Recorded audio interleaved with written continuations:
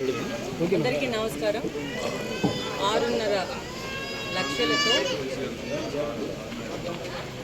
6.5 లక్షలతో 110 మీటర్స్తో జనరల్ ఫండ్లో 13th డివిజన్లో ఈ రోడ్డు వేయడం జరుగుతుంది. మాకు చాలా రోజుల నుంచి ఈ రోడ్డు వేయలేదు. దాదాపు ఈ రోడ్డు వేసేస్తే ఇంకా జస్ట్ 1-2 రోడ్లు మాత్రమే 13th డివిజన్లో మిగిలి ఉన్నాయి. తెలుగుదేశం ప్రభుత్వం వచ్చినాక పెద్ద ఎత్తున అభివృద్ధి కార్యక్రమాలు చేస్తూ రోడ్లు కాలువల విషయంలో మౌలిక వసతుల కల్పనలో చాలా ఫోకస్ చేస్తూ ఈరోజు కడప నియోజకవర్గాన్ని అభివృద్ధి చేస్తూ ఉన్నాము. నిధుల కొరత ఉన్నా కూడా నిధుల సమీకరణ చేసుకొని ముందుకెళ్తా ఉన్నాము.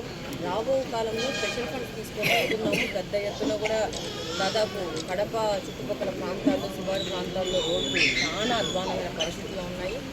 దీనికంతటికి కారణం ఏంటంటే 20 సంవత్సరాల నుంచి కార్పొరేషను ఒకటే సమూహమైన వ్యక్తుల చేతుల్లో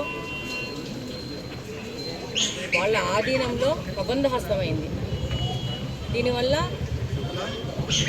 ఎంతో అభివృద్ధి చెందాల్సిన కడప హెడ్ క్వార్టర్స్ అభివృద్ధి చెందకపోవడము, విపరీతమైన అవినీతితో కార్పొరేషన్లోని ముఖ్యులు ఈ యొక్క నిర్లక్ష్యాన్ని చేయడం వల్ల కడప హెడ్ క్వార్టర్స్ అవ్వడము, కడప జిల్లా నుంచి కడప పార్లమెంట్ నుంచి 2 సార్లు ముఖ్యమంత్రులు వెళ్ళినా కూడా కడప పరిస్థితి ఇంత అధ్వానంగా ఉంది అని అంటే 20 సంవత్సరాల నుంచి తప్పుడు వ్యక్తుల చేతుల్లో ఈ కడప ఉండడమే కారణము. నేను ఈ సందర్భంగా కడప నియోజకవర్గంలోని ప్రజలను అందరినీ కోరుకుంటా ఉన్నాను. Now we need to think about Kadapa. మన భవిష్యత్తు గురించి ఆలోచించుకోవాల్సిన అవసరం ఉంది.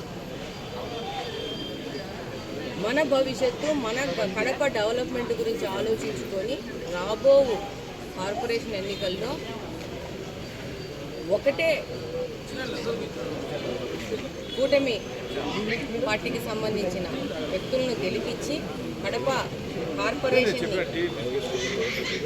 కూటమి ఆధీనంలోకి తీసుకొస్తే ఇక్కడ ఎమ్మెల్యే కానీ కార్పొరేషన్లో కూడా కూటమికి సంబంధించిన వ్యక్తులు ఉంటే అభివృద్ధి అనేది ఇంకా పెద్ద ఎత్తున ముందుకు పోవాల్సి వస్తుంది.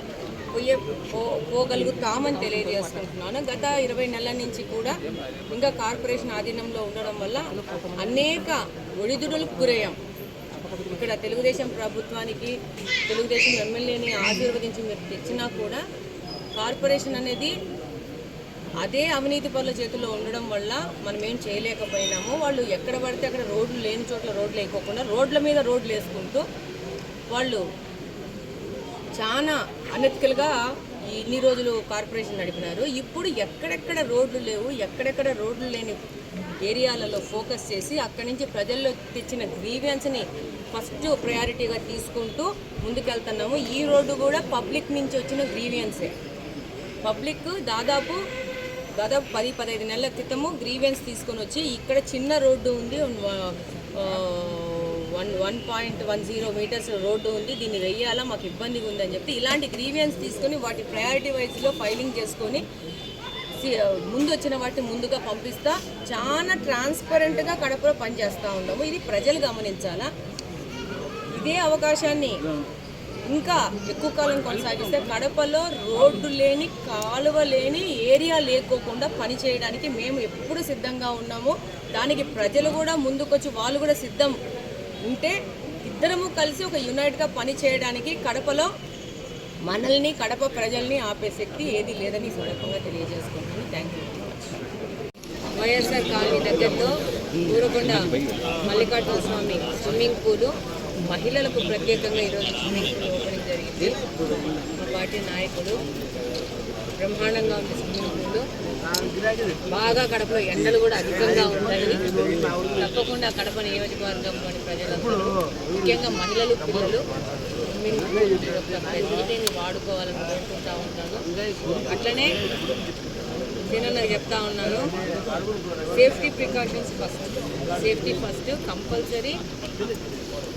లైఫ్ గార్డ్ అనేది కంపల్సరీ ఉండాలి. స్విమ్మింగ్ పూల్లో ఏదన్నా యాక్సిడెంట్ జరిగి నష్టం జరగకముందే ముందు నుంచే లైఫ్ గార్డ్ని కంపల్సరీ పెట్టండి.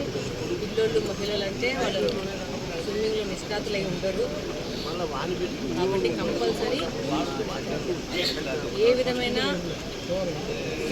నష్టం జరగకోకుండా యాజమాన్యం అన్ని సేఫ్టీ ప్రికాషన్స్ తీసుకోవాలని సందర్భంగా కోరుకుంటున్నాను. All the best.